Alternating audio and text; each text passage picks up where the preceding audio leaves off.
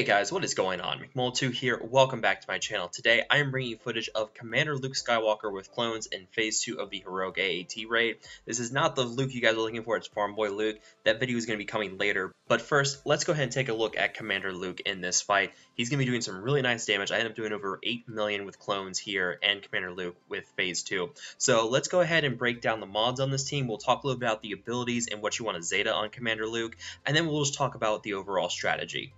First up, you have Commander Cody. You can see that I'm running a speed mod set on him. Overall, his speed's at 241. Your goal here is to get as much speed on him as possible. That means speed secondary, speed mod sets, anything you can get to maximize your speed on him, you need to have that in there. His triangle has crit chance on it. It doesn't have to be crit chance. It's preferred if you do. That way you can buff up his crit chance as well. But if you have a mod that's going to give better speed than a crit chance triangle, then go for that better mod with speed on it.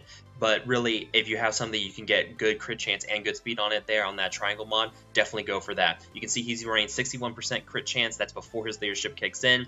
He has the Zeta on his Ghost Company commander. You are going to need that Zeta for this phase. Next up, we have Commander Luke. You can see that I'm running crit chance and crit damage on him. Your goal here is to get his physical crit chance up to 50%. Once you can do that, you have the call to action buff that's going to give him another 50%, and he's going to be able to guarantee crits, and that's really going to help with the 212th attacks. He's going to be like Clone Sergeant in that regard. You can see on his arrow, he's got speed on there. You do want to get some speed on him. He's running 223 in here. That's going to be a lot of speed. You want to make sure you can help him go fast, because the more often he goes, more often he's going to inflict debuffs, and that's going to help your team move faster. We'll talk about that more later on. But for now, you definitely need to get that offense and that speed. Those are your two main priorities, and getting that crit chance up to 50%. In terms of his abilities, the only Zeta you need here is the Binds All Things Zeta. You don't have to have Learn Control. You don't have to worry about the leadership with Rebel Maneuvers. You have to worry about either of those Zetas. You only need the Binds All Things Zetas. We'll talk about that more during the strategy, but that's the only Zeta you really need for Commander Luke to work with this team.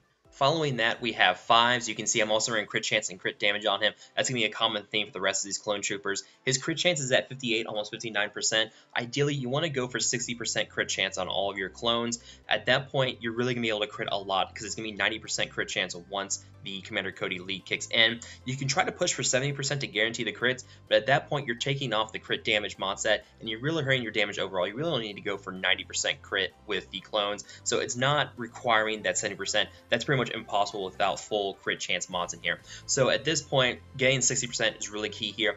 His cross mod has potency on it. That was a goof on my part. Once you have Commander Luke in here, Commander Luke inflicts tenacity down. You do not need the potency on the cross for 5s. You actually switch that to an offensive cross, and then you can see his arrow is also running offense. So getting offense on both the arrow and the cross mods is going to be really nice here to help boost his damage. And then overall for the secondaries on his mods, you want to help get more offense. You want to help really boost that crit chance. You're really going to need crit chance secondaries on those mods. Once you can get that in with 5s and getting up his physical crit chance, he's going to be good to go here.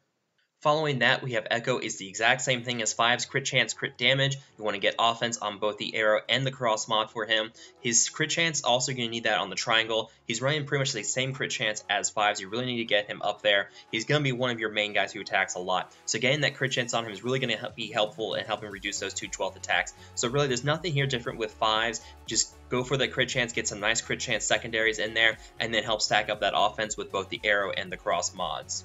And then finally, we have Clone Sergeant. Offense on the arrow and the cross mods, crit damage, crit chance mod sets. You only need to get him up to 52%. That's because of his unique. That's going to give him 18% with all the clone allies. So at that point, with Cody's leadership kicking in, he's going to be able to get to 100% crit chance. So you only need 52% for him. And then really help focus on that damage. You can see crit damage on the triangle mod. Getting some nice offense on his secondaries as well. You can see he's got over 100 on both his diamond and his square mods. So really getting that offense in is really going to be vital here. He's going to be one of your main damage dealers, so really packing in that offense on him is going to make sure that you can help really maximize the score from this team overall. For the main strategy of this team, what makes Commander Luke so special with using the clones in here is a few different things. His call to action buff gives him bonus crit chance and crit damage, 50% each, and that 50% accuracy as well. The tank, as you guys may know, likes to dodge attacks randomly. Getting the accuracy in with Commander Luke is going to help make sure that he cannot be evaded, and then getting that 50% crit chance in is going to give him the 100% crit chance. So he's going to be like Clone Sergeant in that regard, in which both of them are going to be able to crit all the time. That really helps reduce the cooldowns on the 212th attacks. Also, his buffs will help him do more damage with that 50% crit damage, so he's really going to be doing a lot lot of damage. The only time you need to switch out of that call to action is if you need to regenerate his health and protection, which is going to happen at least once during this fight because of all the attacks from the tank when it comes back up out of the topples. Now, the other ability here that's really key for this is use the Force. And what this does is it applies Tenacity Down and buff immunity to the target. That Tenacity Down is absolutely vital for this team. If you can get that on the main body of the tank, you can then use 5 to do an attack, which will apply speed down to that tank, really minimize the chance of it being resisted. And this is why you don't need that potency on 5s, because now with Tenacity Down, you don't have to worry about getting the speed down resisted. With that speed down on the main body of the tank, it's really going to extend the phases where the tank is up, help prevent from taking another turn, and help you really knock down those turrets really quickly. You guys saw it when the fight first started, that I was able to take down the tank before it even moved the first time in Phase 2. That is really rare. You don't see that a lot, and that's because of all the debuffs that Luke is applying, plus that Tenacity Down. And one other thing here, with those debuffs that Luke is applying, that Zeta for Binds All Things is huge here. For the Zeta, anytime that Luke applies a debuff, he gains 10% turn meter for himself and gives half of that to other allies. So with that, his basic attack gives speed down and defense down. That's 20% for Commander Luke, and then half that 10% for all the other allies. So all the other clones are getting 10% every time that Luke applies both those debuffs. In this regard, he's a lot like Scarab Rebel Pathfinder. If you guys may remember that video of mine, every time the Scarab Rebel Pathfinder uses a basic attack, he gave all allies 15% turn meter, but his damage was kind of lackluster in that regard. With Commander Luke, not only do you get a little less turn meter at 10%, but he does a lot more damage than Scarab Rebel Pathfinder, and he's a lot more survivable. He's really going to do a lot more damage, and he's really going to be able to help give out that turn meter. So he's like a more damaging Scarab Rebel Pathfinder, does a little bit less turn meter for the allies. And that's what makes him so good for this team, is that turn meter boost, because then you can combine that with Commander Cody. With Commander Cody's 2/12 attack, Ekko's attack animation is slightly faster than Commander Cody. And this is important because whenever Ekko uses his attack, he gives one ally with less than 50% turn meter 20% additional turn meter. If you do this just right and the RNG gods favor you, basically what's going to happen is you use that 2/12 attack. Ekko's going to attack first. He's going to give 20% turn meter to Cody. If the tank is above 50% health and has less than 50% turn meter, Cody's attack is going to give him another 60% turn meter. That's going to be 80 there. But then you add in the Zeta from Luke's Binds All Things.